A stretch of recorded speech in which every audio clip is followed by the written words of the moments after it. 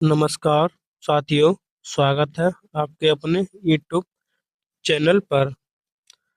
हम आज दहेज प्रतिषेध अधिनियम 1961 करने वाले हैं।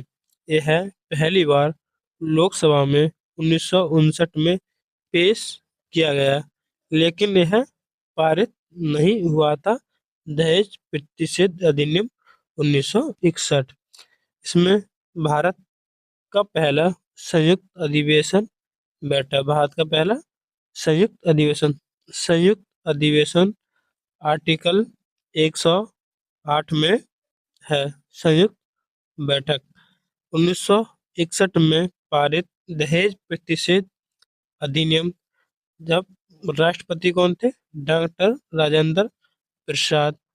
प्रधानमंत्री पंडित जवाहरलाल नेहरू।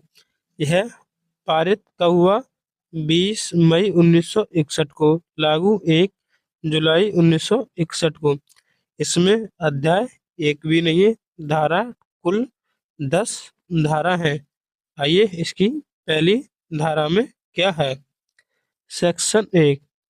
इस अधिनियम का संक्षिप्त नाम, विस्तार, प्रारंभ का उल्लेख। इसका संक्षिप्त नाम दहेज प्रतिषेध अधिनियम 1961। विस्तार संपूर्ण भारत पर। प्रारंभ का उल्लेख यानी लागू कब हुआ? 1 जुलाई 1961 को यह लागू हुआ था। दहेज धारा 2 में दहेज की परिभाषा, संपत्ति या मूल्यवान प्रतिभूतियों का आदान प्रदान।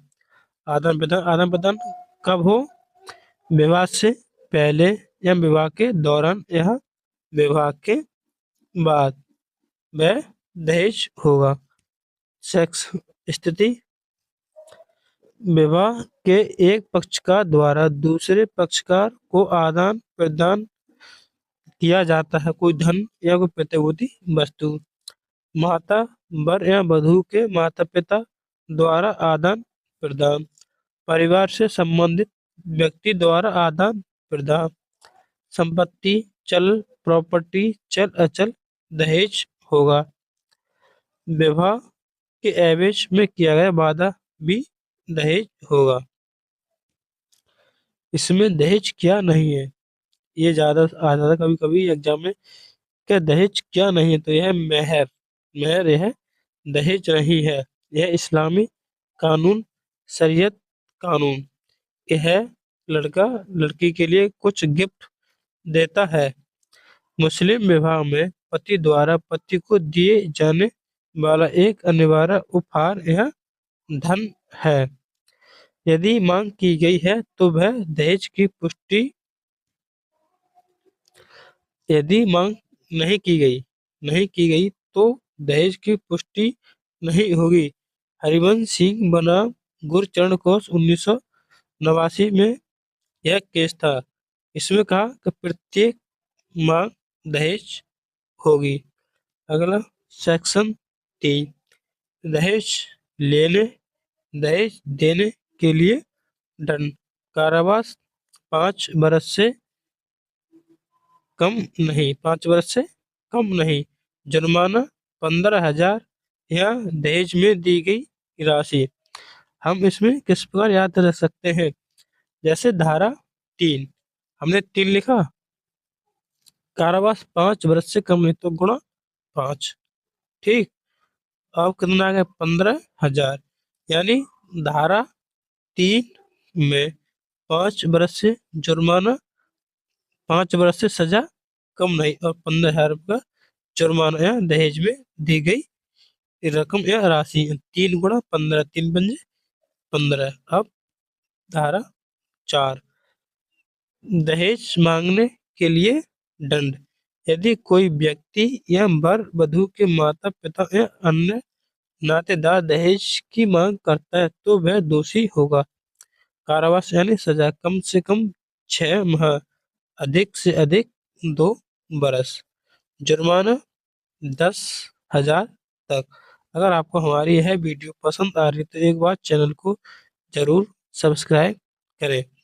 अगली धारा, धारा 4 के का में दहेज संबंधी विज्ञापन पर रोक या प्रतिषेध। किसी व्यक्ति उनके नातेदार द्वारा अपने बच्चे या उनकी बच्चियों के विवाह में दहेज विज्ञापन करने पर प्रतिबंध किसी माध्यम से समाचार पत्र, टीवी एड्स या अन्य विज्ञापन से कारावास 6 माह और 5 बरस, जुर्माना 15,000। अगला सेक्शन 5, दहेज के प्रति किए गए वादे अथवा करार शून्य होंगे। जैसे विवाह के दौरान आपसे वादा किया कि हम आपकी सरकारी नौकरी लगवा देंगे, आप शादी कर लीजिए, उन्होंने शादी कर ली, आप वादा पूरा करें या न करें वह आप पर जोर नहीं होगा, यानी वादे अथवा करार शून्य होंगे। धारा 6 में दहेज या पत्नी और उसके वारिस के फायदे का होना। धारा 6 में कैसे? दहेज यदि विवाह से पहले मिला है तो विवाह की तारीख के 6 माह में पति को हस्तांतर हो जाएगा। यदि दहेज विवाह में मिला है तो विवाह के 3 माह के बाद पत्नी को हस्तांतरित होना चाहिए। कारण दहेज का प्रयोग स्त्री के फायदे के लिए हो। दहेज पर अधिकार वधू या उनके बच्चे का होगा। अगला, अगर समय के भीतर हस्तांतरण न कराने पर सजा या कारावास 6 माह या 2 बरस, और ये दहेज लेने पर भी कितना सजा है? जुर्माना 5,000 से 10,000 तक। धारा 7 में अपराध का संज्ञान विचारण कौन करेगा? महानगर मजिस्ट्रेट, प्रथम वर्ग न्यायिक मजिस्ट्रेट। धारा कार्यवाही पुलिस रिपोर्ट के आधार पर कार्यवाही होगी। अपील स्वयं, माता पिता, नातेदार, कल्याणकारी संस्था, न्यायालय स्वयं अपनी जानकारी पर।